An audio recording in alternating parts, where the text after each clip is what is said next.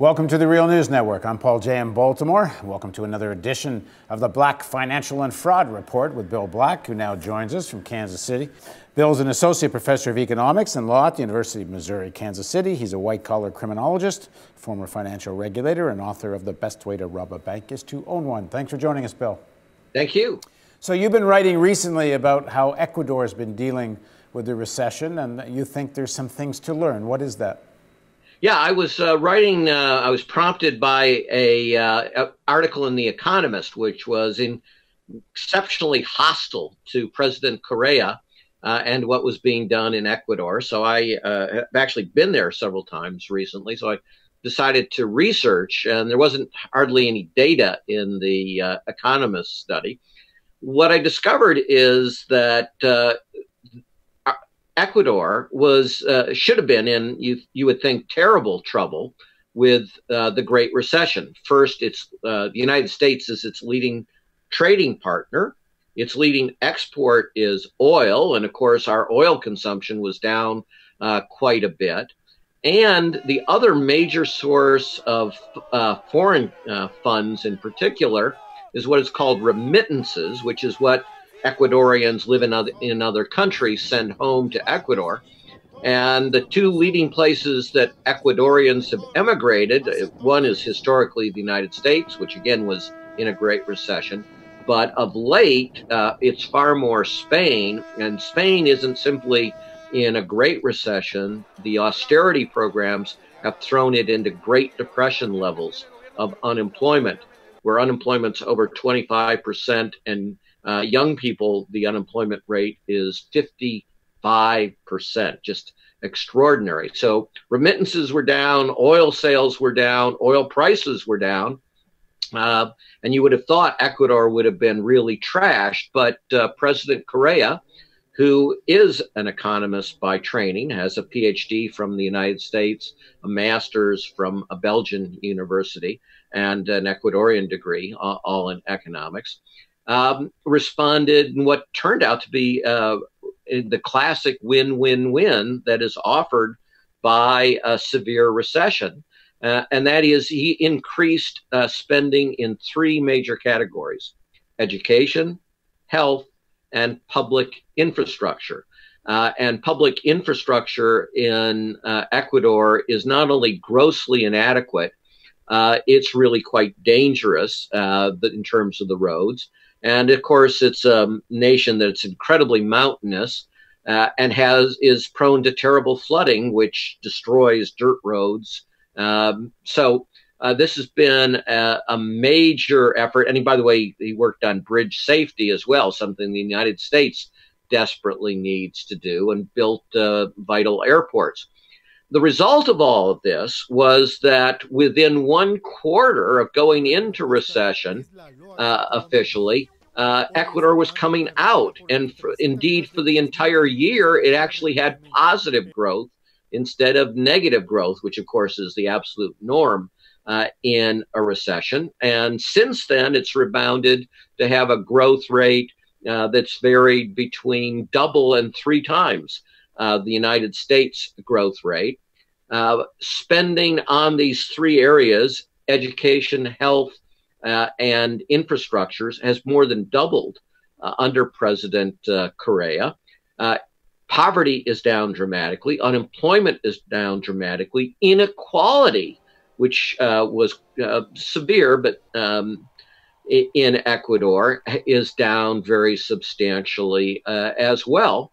And as a result, President Correa was actually in the kind of polls that they run, the most popular elected leader in all of the Americas. That's North America, Central America, and South America combined. He was the single most popular leader, and is widely expected to win an outright majority and avoid a runoff. Bill, has this made it any more difficult for Ecuador, one, to borrow money internationally, and two, Ecuador does use the U.S. dollar. Does that help or hurt? Maybe it helps in some ways, because one of the reasons countries, in theory, don't do this kind of spending is they're afraid of, a sell-off of their dollars. That is an interesting question. Again, I think Correa has that one right as an economist.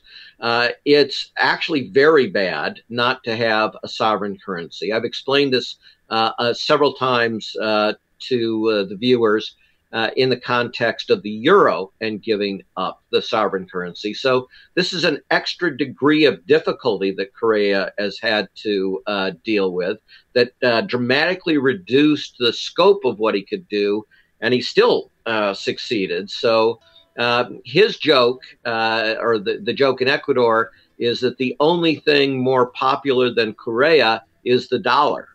So this is one of those odd things. The dollar is actually a problem for Ecuador, being dollarized, but the Ecuadorian people love it. And so, you know, it makes no sense if you're an elected official to try to get rid of something that the people absolutely love. So Correa has criticized the dollar, but said, you know, look, I'm a pragmatist, and the people love it and such. So, you know, but does this play a role in somewhat protecting Ecuador from a run on their currency as a result of all this spending? No, because it doesn't provide any protection in that regard. What protects Ecuador from those kind of attacks is that because they lack a sovereign currency, they simply can't run large deficits, and they don't. They have a very tiny deficit. So Correa has not done this by goosing the deficit. And as one of your questions implied, they repudiated some debt. Now, actually, they didn't repudiate most of their debt. They had a commission to look into certain debts that had already been renegotiated, that they declared that had been done in violation of Ecuadorian law, and that those bonds were actually unlawful. They repudiated those debts, and then they repurchased those debts, or at least 94% of those, at about somewhere around 30 cents on the dollar. How's he paying for the new spending? Ecuador is an important exporter of oil, and the price of oil has gone up, so that's part of it. But he has also done a whole series of reforms to the deals that Ecuador had with the oil companies, which were, as you would guess, incredibly one-sided. And Ecuador got only a really tiny percentage of the proceeds. Well, now it gets a much higher percentage of proceeds. Correa also made it a priority to improve their equivalent of the IRS. And so it now collects, especially from corporations, far more taxes that used to be evaded and such. These are all, again, good things that the United States could learn. And as I said, the consequences for the lives of everyday Ecuadorians are dramatically improved. The chances that your kid is going to school is way up. The chances that when you're sick you get health care are way up. The chances, if you're one of the indigenous people that used to be forgotten, that you get services is way up. The vice president of Ecuador is paralyzed from the waist down and in a wheelchair, and has led a movement to bring the disabled in Ecuador far more into the mainstream. And this, too, has been tremendously successful. Okay, if you want to ask Bill a question or make a comment, tweet it to me. Or you can email it to me at contact@therealnews.com, or you can tweet me at PaulJ_TRNN. And we will ask Bill your question, and we'll get him to comment on it next time we talk. Thanks for joining us, Bill. Thank you. And thank you for joining us on the Real News Network.